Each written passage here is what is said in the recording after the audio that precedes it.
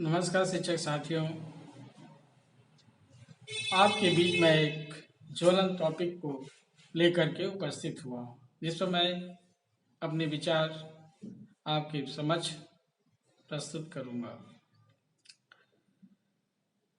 Topic है basic शिक्षा की खामियाँ। बेसिक शिक्षा में अक्सर ये देखा जाता है कि बच्चों क्लास 1 का बच्चा है, क्लास 2 का बच्चा है, क्लास 3 का बच्चा है, 4 का बच्चा है, 5 का बच्चा है, 6 का बच्चा है, 7 का है, 8 का है, 9 का।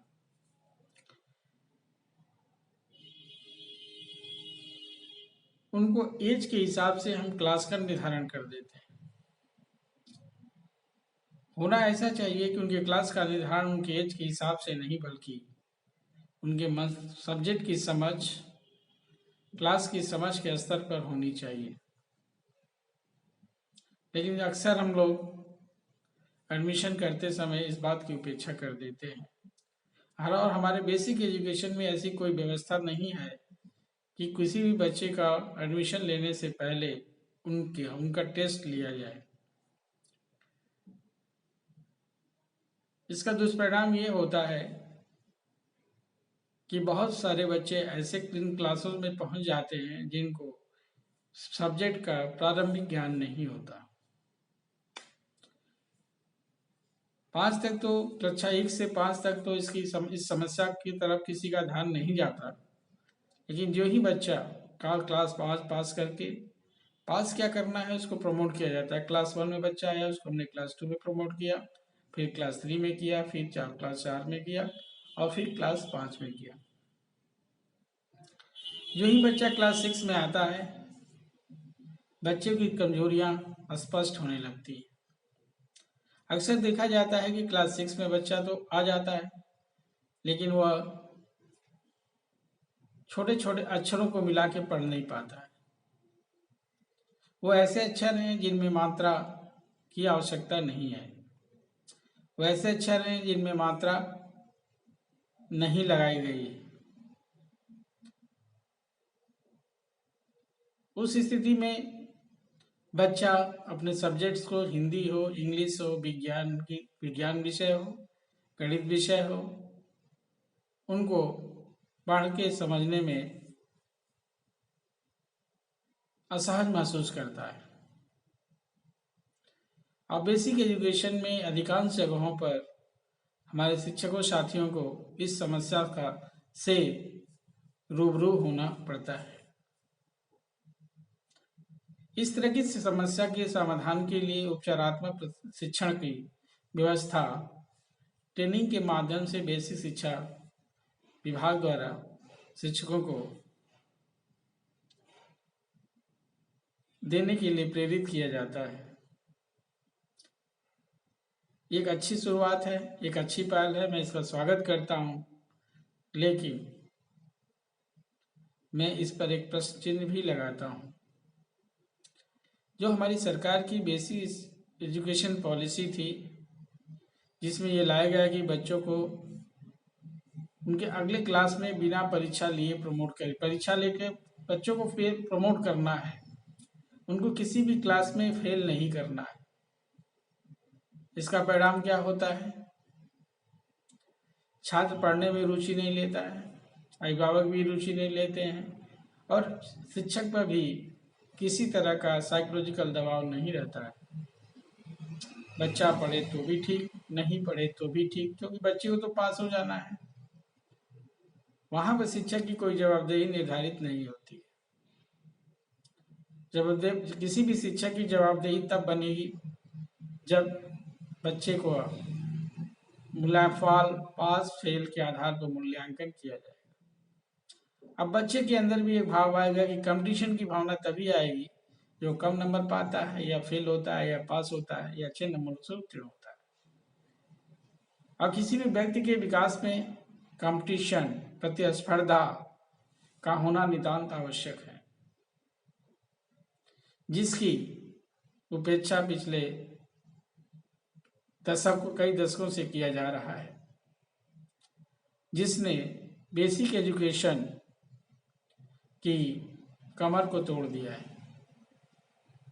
सरकार बहुत सारे प्रोग्राम बनाती है, लेकिन जो आउटपुट हमें मिलना चाहिए वो हमें नहीं मिलता है। हम खर्च भी का ज़्यादा कर रहे हैं, लेकिन हमें सकारात्मक परिणाम नहीं मिल रहा है। हम एक तरह से बच्चों के अंदर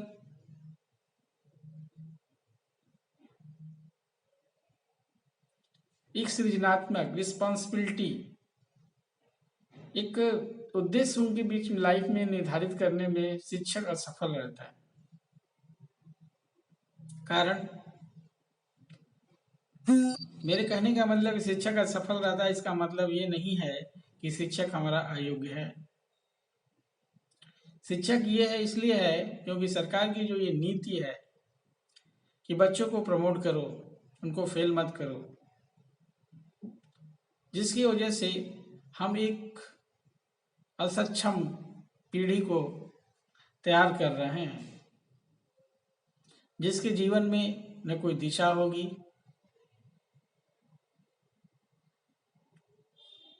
इस तरह के एजुकेशन पैटर्न से निकला हुआ बच्चा भ्रमित होगा, क्योंकि इसकी जवाबदेही तय ही नहीं हम कर रहे हैं। उसको पढ़ना है, पास होना है, अच्छे नंबर पाना है। अकाउंटेबिलिटी जब होता है कि मुझे पढ़ना है, अच्छे नंबर पास बनना है, तो हमें क्या करना है, हम अकाउंटेबल होते हैं। समाज के प्रति एक जिम्मेदारी का भाव हमारे अंदर उत्पन्न होता है, आता है। उसके दिशा में हम सोचना शुरू करते हैं। लेकिन मेरा मानना है कि सरकार को पुनः इस नीति पर विचार करना चाहिए। जो बच्चों को प्रमोट करने की परंपरा या परिपाटी सरकार ने शुरू किया है, उसको बंद करना चाहिए। अगर बच्चा अयोग्य है, अगर उसका अगली कक्षा में जाने के लिए जो समझ होनी चाहिए अभी विकसित नहीं है, तो बच्चे को उसी क्लास में रोकने का प्रावधान सरकार को करना चाहिए। क्योंकि हर बच्चे की सोचने, समझने, किसी वस्तु को देखने का दृष्टिकोण अलग अलग होता है। कोई बच्चा बहुत तेज सीखता है, कोई बहुत आराम से सीखता है। इस तरह हम देखते हैं कि हर बच्चा की सीखने की क्षमता अलग अलग है।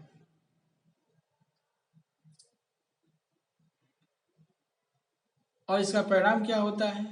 कुछ बच्चे बहुत अच्छे निकल जाते हैं, लेकिन कुछ बच्चे कमजोर रह जाते हैं। जो ही हम उन्हें अगली क्लास में भेजते हैं, विषय की दुर्बलता शुरू होती है।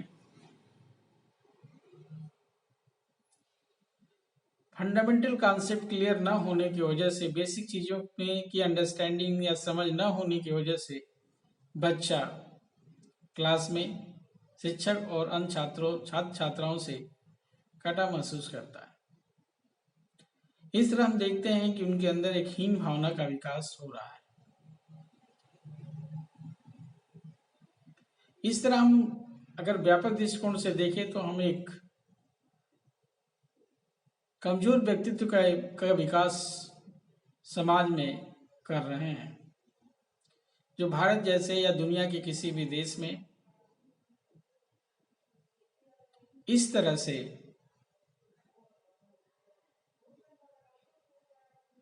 हम एक मजबूत समाज का निर्माण नहीं कर सकते।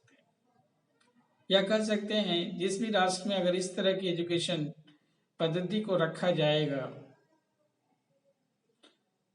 हम साक्षर बनाने में तो कामयाब हो जाएंगे। कहने के लिए होगा कि हमने पढ़ा है, हमने इस क्लास में यहाँ तक मैंने शिक्षा पाई है, लेकिन एक आत्मबल मेरे अंदर या हमारे अंदर नहीं होगा।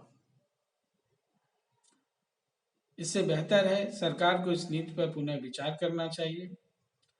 पास फेल की जो पद्धति थी या जो तरीका था, उसको पुनः क्लास 1 से लेके क्लास 8 तक पुनः उसको लागू किया जाना चाहिए।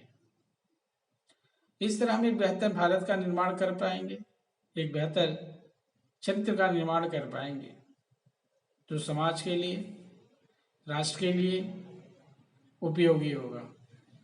धन्यवाद।